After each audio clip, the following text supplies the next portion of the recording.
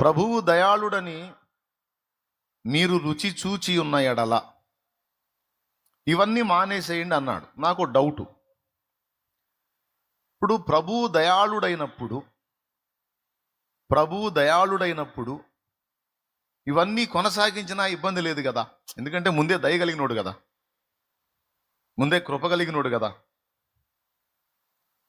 ముందే కనికర సంపన్నుడు కదా.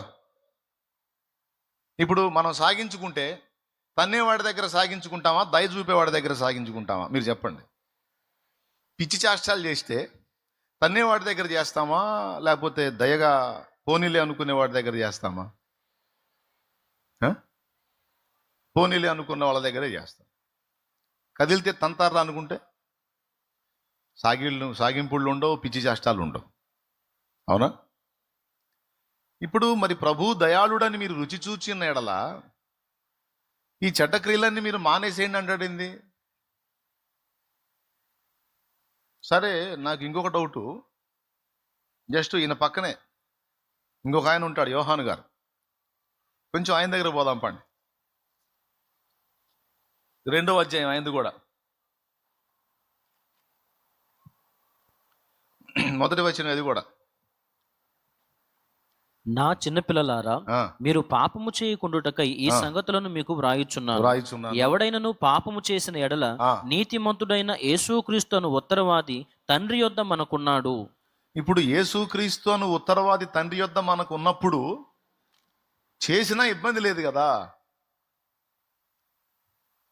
ఆ కోణంలో కదా ఆలోచించాలి. మరి మన కోణాలు ఇయే. ఇప్పుడు మన పక్షాన తండ్రి దగ్గర వాదించే ఉత్తరవాది మనకు ఉన్నప్పుడు పాపం చేసినా ఇబ్బంది లేదు. ఆయన అంటాడు, మీరు పాపం చేయకుండుటకై నేను ఈ మాట చెప్తున్నాను. ఒకవేళ మనం పాపం చేసిన ఎడల నీతిమంతుడైన యేసుక్రీస్తును ఉత్తరవాది తండ్రి యొద్ద మనకున్నాడు.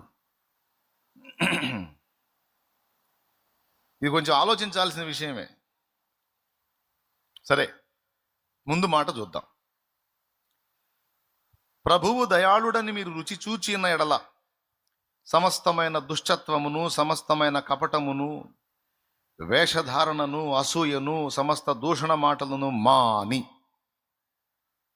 క్రొత్తగా జన్మించిన శిశువులను పోలిన వారై నిర్మలమైన వాక్యము పాల వలన రక్షణ విషయంలో ఎదుగు నిమిత్తం ఇవన్నీ చెప్పాడు కదా. అసలు ఎందుకు చెప్పాడు ఈ మాటలు? ప్రభు దయగలవాడని అనిపించినప్పుడు ఎట్లా ఊరేగినా ఇబ్బంది లేదు. కానీ ప్రభు దయాళుడని మీకు తెలుసు కాబట్టి మీరు జాగ్రత్తగా ఉండాలన్నాడు. దయాళుడై ఉంటే జాగ్రత్త ఎందుకు ఉండాలి?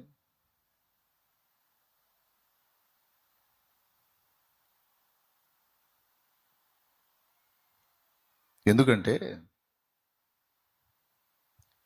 దేవుడు దయతో మనకు 2 కార్యాలు చేశాడు. బాగా వినండి.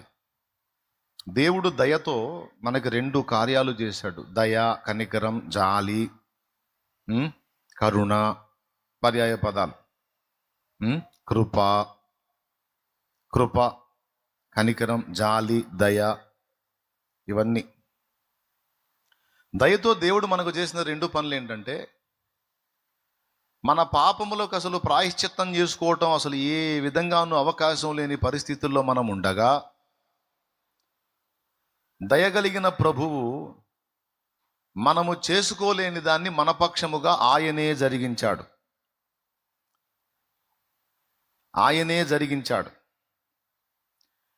ఒకప్పుడు నానా విధములైన ఆజ్ఞలలో బ్రతుకుతున్న మనల్ని ఆ ధర్మశాస్త్ర సంబంధమైన విధులు, ఆజ్ఞలు, కట్టడలు, ఆచారాలు అన్నిటి నుంచి విడిపించాడు. ఆయనే ధర్మశాస్త్రమునకు సమాప్తి అయి సమస్తమును తానే నెరవేర్చి తన యందలి విశ్వసించిన వారందరికీ కూడా కుప్పల తెప్పల ఆజ్ఞలు లేవు, 2 ఆజ్ఞలు. పాత నిబంధనలో ఇశ్రాయేలును చూసినా, భారతదేశంలో మన ప్రాచీన సంప్రదాయాన్ని అనుసరించి చూసినా, మనస్సాక్షి ప్రకారం చూసినా ఎన్నో కట్టడలు పెట్టుకొని మనం బ్రతికాం. ఇలా ఉండొద్దు, అలా చెయ్యొద్దు, ఇది తప్పు, అది ఒప్పు, ఇది న్యాయం, ఇది అన్యాయం, ఇది పవిత్రత, అది అపవిత్రత అని ఎన్నో కట్టడలు. భారతదేశంలో కూడా చాలా కట్టడలు ఉన్నాయి. మీరు గమనించినట్లయితే రకరకాల ఆచారాలు ఉన్నాయి. ప్రాచీన ఆచారాల్లో సతీ సహగమనం అనేది ఒకటి. భర్త చనిపోతే భార్యను కూడా చంపేసేయాలి. సాంఘిక దురాచారాలు, బాల్య వివాహాలు, వరకట్నాలు అవి ఇప్పటికీ నడుస్తున్నాయి. కొన్ని చోట్ల బాల్య వివాహాలు నడుస్తున్నాయి, కొన్ని చోట్ల వరకట్నం అనేది ఈ దేశమంతటా నడుస్తుంది. వీటితో పాటు మరికొన్ని ఆచారాలు, మరికొన్ని సంప్రదాయాలు, వాటి పేరుతో చేసే కొన్ని వెర్రి చేష్టలు. భక్తిగా ఉండాలి కానీ భక్తి మూఢత్వంగా మారకూడదు అని మనకు లెక్చర్లు ఇస్తారు మహానుభావులు కొంతమంది. మతరక్షకులు. మొన్న ఒక అమ్మాయిని కూర్చోబెట్టి కొబ్బరికాయలు కొట్టి తలబాగలు కొట్టారు. అంత పెద్ద గుంపు సమూహం చూస్తానే ఉన్నారు. ఆ అమ్మాయి నెత్తి మీద ఏదో మూవీలో చూసి, ఆ మూవీలో హీరోయిన్ నెత్తినట్ట పగల కొడితే ఈ అమ్మాయిని కూర్చోబెట్టి ఈ అమ్మాయి నెత్తిని కూడా అలాగే టెంకాయలు పగల కొట్టారు. ఆ అమ్మాయి తల పగిలి రక్తం వచ్చింది. నాకు తెలిసి ఆ అమ్మాయి చనిపోయినట్టుంది. భక్తి పేరుతో మూఢత్వం ఒక రకం కాదు ఇది. చాలా మంది అది ప్రమాదకరమైన స్థలమైన వెళ్ళకూడదు, అది వెళ్ళే ప్రదేశం కాదు, ఏ క్షణాన వరదొచ్చిద్దో కొట్టుకుపోతామో తెలియదు అని ఎరిగి కూడా సచ్చినా పర్వాలా, సస్తే దేవుడి దగ్గరికి పోతామని ప్రాణాలకు తెగించి వెళ్ళి చచ్చిపోయిన వాళ్ళు ఉన్నారు. భక్తి పేరుతో, ఆచారాల పేరుతో మూఢత్వం అనేది మన దగ్గర కూడా వెరితలలు వేసింది, వేస్తుంది. కొన్ని దురాచారాలు ఆగిపోయినాయి, ఇంకా కొన్ని ముసుగులో నడుస్తున్నాయి. సరే, మన భారతదేశంలో